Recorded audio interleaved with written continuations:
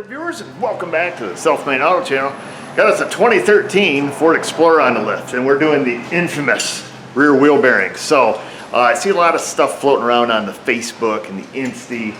These are most mechanics' arch enemy.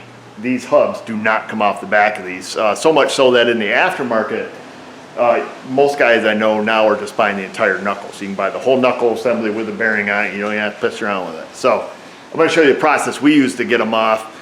Big Nasty, Thor have both been defeated on these wheel bearings and just doesn't do much to them. Usually two guys back and forth, you can spend hours trying to get these off.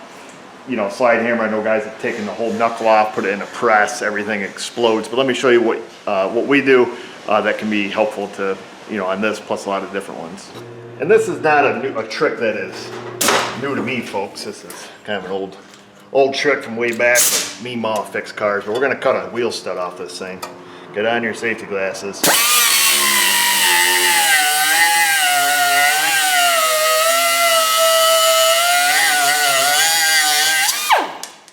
Once you get that cut off, grab Big Nasty or Thor. I guess we got Big Nasty right here.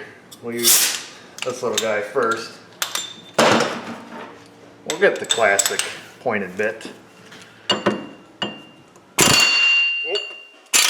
Whoa, there she goes. Pop that out of there. Grab yourself a 1/2-inch bolt from your bolt bin and nut. And what we're going to do is we're going to use the bearing as a press. Now make sure you take the bolts out of it. That's step one. Make sure your axle's loose. That's step two. Obviously take the tire off the car and so on and so forth.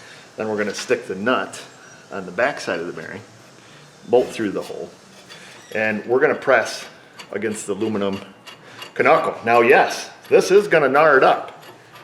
However, you're going to be a tad bit happier when this thing actually comes off. And there's going to be minimal damage. We're going to have a couple dimple marks on it from our bolts. So facing back towards the rear, there's a little opening that you can get right past the tin shield with. I'm just going to use a little gun here. Now typically we'll come at this with Big Nasty and Thor. One guy here, one guy here. Both of you hitting it, trying to get it to rotate. Now this one we have not yet. And we usually do that first. So I wanted to try to see if this method will work prior to air hammering the hell out of it.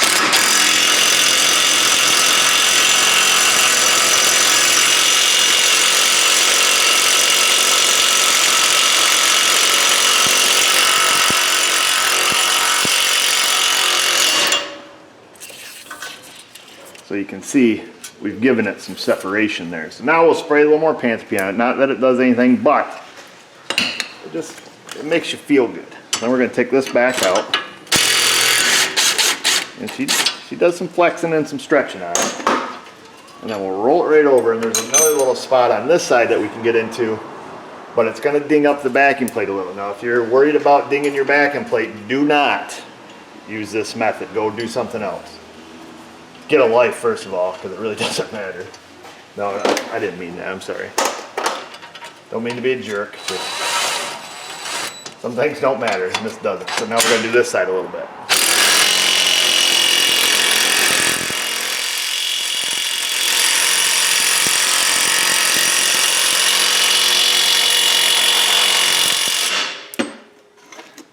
We're just about bottomed out with the amount of threads that we have. So we'll come back out. Usually you've got to go back and forth just a couple times. We'll go right back on this side in our previous little dingy mark.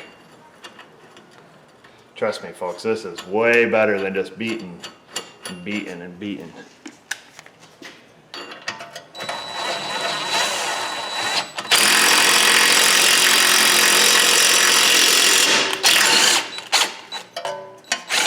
And you would think that once you broke that bond, that this sucker would still just come right out, but I'm telling you, work it as long as you can.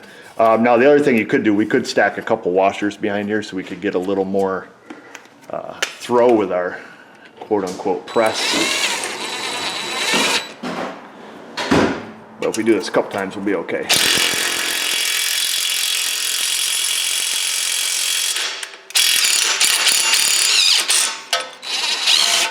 So now that we've got it working out, we should be able to get in there with an air hammer and finish this job.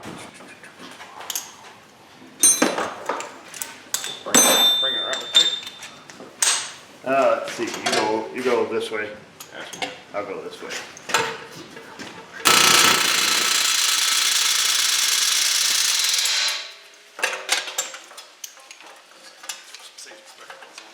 Safety third.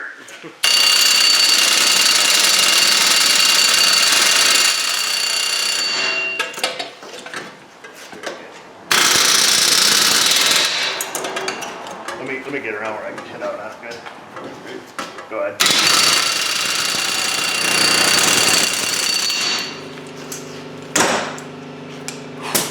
And just like that, folks, easy peasy driveway fix. So it's amazing that that little bond of aluminum corrosion can hold that sucker in there. And I'll show you the amount of damage that our method causes in case you're curious.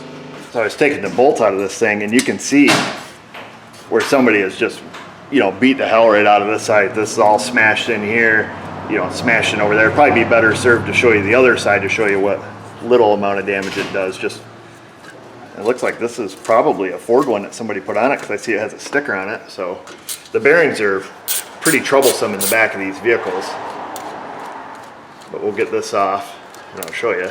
It doesn't really do any damage to the knuckle. And plus, you gotta take these off to clean up all this junk anyways, get all the corrosion out of there. So hopefully this helps somebody struggling with one of these Explorers. This thing's got quite a few miles on it, I think 180,000, something like that, but it's probably had several sets of bearings.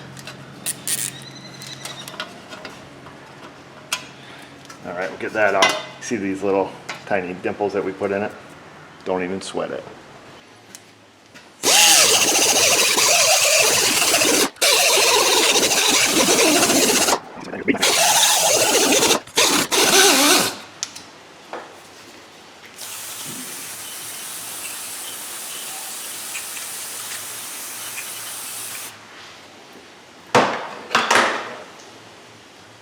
And that, folks, is that.